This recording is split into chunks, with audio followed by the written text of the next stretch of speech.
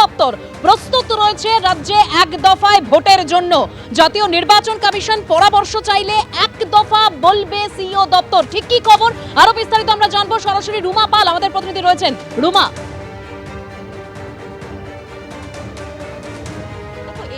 এক দফা ভোট করতে প্রস্তুত রয়েছে সিইও দপ্তর এবং নির্বাচন কমিশন যদি কোনো পরামর্শ চায় সেক্ষেত্রে এক দফা বলা হবে। দেখো, এমনিতেই কিন্তু এইখানে এই রাজ্যে যে ভোট হয় সেটা 7 থেকে 8 দফা ভোট দেখেছে এই রাজ্য, কিন্তু এক দফা করাতে যে কোনো সমস্যা নেই সেটা কিন্তু সিইও দপ্তর বলছে। অন্যদিকে নির্বাচন কমিশন তারা কিন্তু চূড়ান্ত সিদ্ধান্ত নেবে তারা কত দফায় করাতে চায়, কারণ সবথেকে বড় প্রশ্ন হচ্ছে কেন্দ্রীয় বাহিনী। পর্যাপ্ত কেন্দ্রীয় বাহিনী অবশ্যই নেওয়া সেটাকে সবথেকে বড় সমস্যা, কারণ এক দফায় করালে কিন্তু অতি বেশি সংখ্যায় কেন্দ্রীয় বাহিনী প্রয়োজন হবে। তবে যেহেতু এক দফা করালে তারা কিন্তু প্রস্তুত রয়েছে নির্বাচন কমিশনের কাছে, তারা জানাবেন। সিইও দপ্তর ইতিমধ্যেই কিন্তু প্রস্তুতির কথা জানিয়ে দিয়েছে। অন্যদিকে জানিয়ে রাখি, যেহেতু দেখো কালকেই শুনানি শেষ হবে, 4টে জায়গায় কিন্তু শুনানির সময়সীমা আরও বাড়ানোর কথা বলা হচ্ছে সিইও দপ্তর থেকে, এবং শুনানি যখন হবে আরও একটু সময়সীমা বাড়ানো হবে। সেক্ষেত্রে কিন্তু আর চূড়ান্ত ভোটার তালিকা পরপরই কিন্তু একদম ভোটের দামামা বেজে যাবে। সেই ক্ষেত্রে জানিয়ে রাখি যে সিইও দপ্তর ইতিমধ্যেই জানিয়ে দিয়েছে যে তারা কিন্তু প্রস্তুত রয়েছে এক দফা ভোট যাতে হয়। তবে চূড়ান্ত সিদ্ধান্ত কিন্তু নেবে নির্বাচন কমিশন। নির্বাচন কমিশনই ঠিক করবে যারা কত দফায় তারা এই রাজ্যে ভোট করাতে চায়। একদম রুমা, তুমি আমাদের সঙ্গে থাকো। অর্থাৎ সিইও দপ্তর সূত্রে যেটা খবর যে তারা প্রস্তুত রাজ্যে এক দফা ভোট করাতে। অন্যদিকে এই যে শুনানি প্রক্রিয়া চলছে সেই শুনানি প্রক্রিয়ার জন্য 4 জায়গায় এসআইআর এর শুনানি প্রক্রিয়ার সময়সীমা বাড়ানোর কথা চলছে। অর্থাৎ উত্তর কলকাতা, মালদা, দক্ষিণ 24 পরগনা, কার্শিয়াংয়ে এই শুনানির সময়সীমা বাড়বে বলেই খবর পাওয়া যাচ্ছে। 4 জায়গায় শুনানি কাজ এখনো শেষ হয়নি বলেই খবর।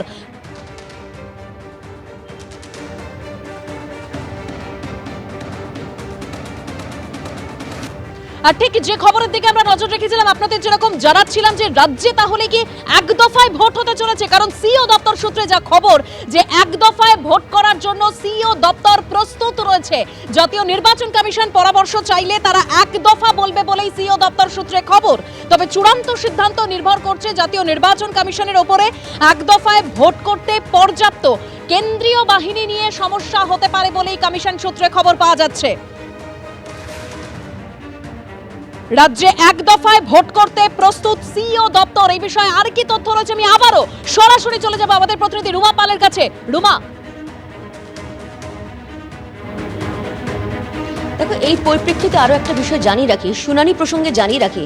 দেখো, শুনানি যেহেতু কালকে শেষ হচ্ছে, কিন্তু 4টে জায়গায়, যেটা মালদা, উত্তর 24 পরগনা, দক্ষিণ 24 পরগনা, মালদা, দক্ষিণ 24 পরগনা এবং উত্তর কলকাতা এবং কার্শিয়াং, সেখান থেকে কিন্তু প্রস্তাব এসেছে সিইও দপ্তরে যে তাদের শুনানি শেষ হয়নি।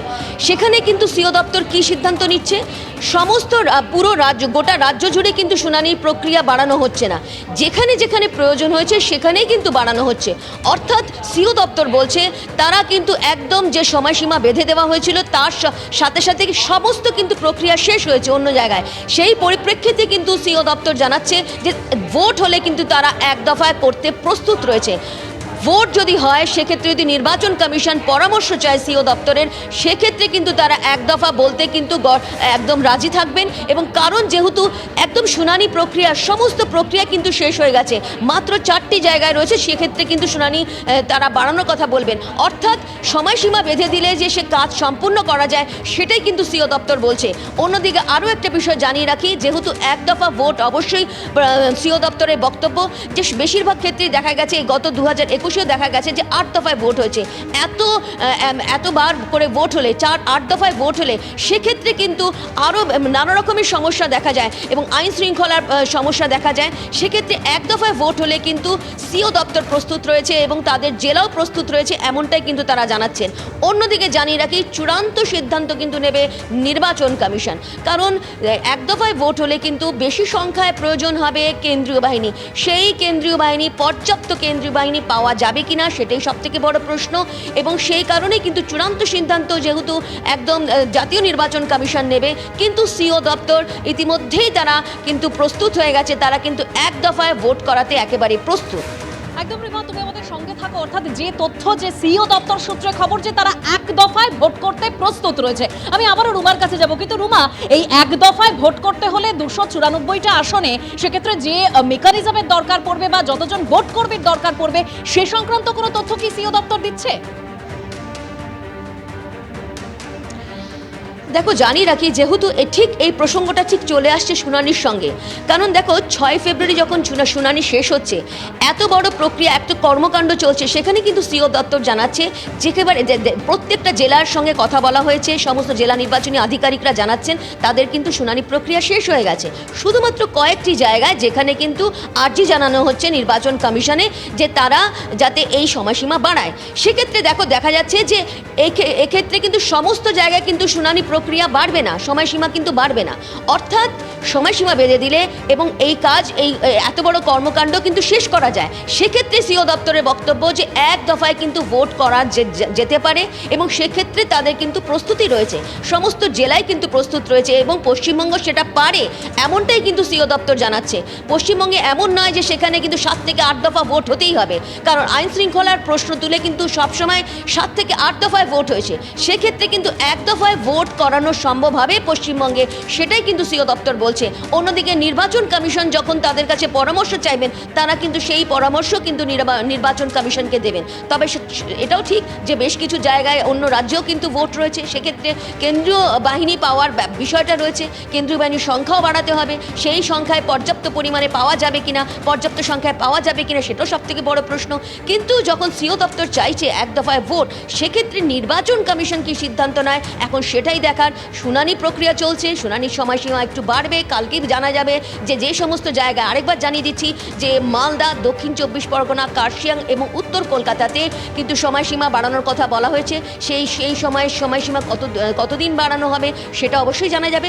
সেরকমভাবেই কিন্তু অবশ্যই ভোটের ক্ষেত্রে কত দফায় ভোট হবে সেটাও কিন্তু আর কিছুদিনের মধ্যে, অর্থাৎ একদম ফাইনাল ভোটার লিস্ট বেরিয়ে যাওয়ার পর অবশ্যই যখন ভোটের দামামা বেজে যাবে, সেক্ষেত্রে সিইও দপ্তর থেকে যখন জানানো হবে এক দফায় ভোট করতে তারা প্রস্তুত, নির্বাচন কমিশন কি সিদ্ধান্ত নেয় সেটাই দেখতে হবে।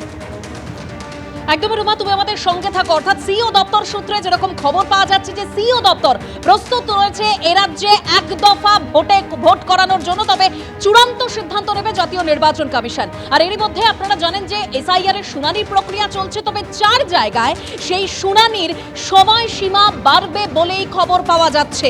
4 জায়গায়, অর্থাৎ উত্তর কলকাতা, মালদা, দক্ষিণ 24 পরগনা, কার্শিয়াংয়ে বাড়বে শুনানির সময়সীমা। 4 জায়গায় শুনানির কাজ এখনো শেষ হয়নি। শুনানির নোটিশ পেয়েও প্রথম দিন হাজির হননি 37 লক্ষ ভোটার। শুনানির নোটিশে আসেননি এমন ভোটাররা আদৌ কি এসেছেন যাচাই করছে কমিশন। 1,51,00,000 শুনানির নোটিশ পেয়েও 5 লক্ষ ভোটার আসেননি 5ই ফেব্রুয়ারি পর্যন্ত। আগামীকাল শুনানিতে না এলে এদের নাম বাদ যাবে বলেই কমিশন সূত্রে খবর। কমিশন সূত্রে আর কি তথ্য রয়েছে আমি আবারও সরাসরি রুমার কাছে চলে যাব। রুমা, দেখো, জানি রাখি যে খসড়া ভোটার তালিকায় আমরা দেখেছিলাম যে 58 লোকের নাম বাদ গিয়েছিল এবং সেক্ষেত্রে এখন দেখা যাচ্ছে 5 লক্ষ লোক কিন্তু তারা শুনানিতে আসেনি, এদের কিন্তু নাম বাদ যাচ্ছে। অর্থাৎ ধরে নেওয়া যেতেই পারে 58 এবং 5 লাখ 63 লাখ, এবং সেক্ষেত্রে আরও সংখ্যা বাড়বে। কিভাবে বাড়বে অবশ্যই সেটা সিইও দপ্তর থেকে বা নির্বাচন কমিশন থেকে জানা যাবে। তবে এটা ঠিক, প্রথম যে শুনানি হয়েছিল শুনানির দিনই কিন্তু প্রায় জানা যাচ্ছে যে 37 লক্ষ ভোটার তারা কিন্তু উপস্থিত হননি। তারা পরবর্তীতে উপস্থিত হয়েছেন কিনা সেটা যেমন যাচাই করছে কমিশন। সেক্ষেত্রে জানিয়ে রাখি যে 5 লক্ষ ভোটার কিন্তু এখনও পর্যন্ত 5ই ফেব্রুয়ারি আজকে সন্ধে পর্যন্ত কিন্তু তারা উপস্থিত হননি।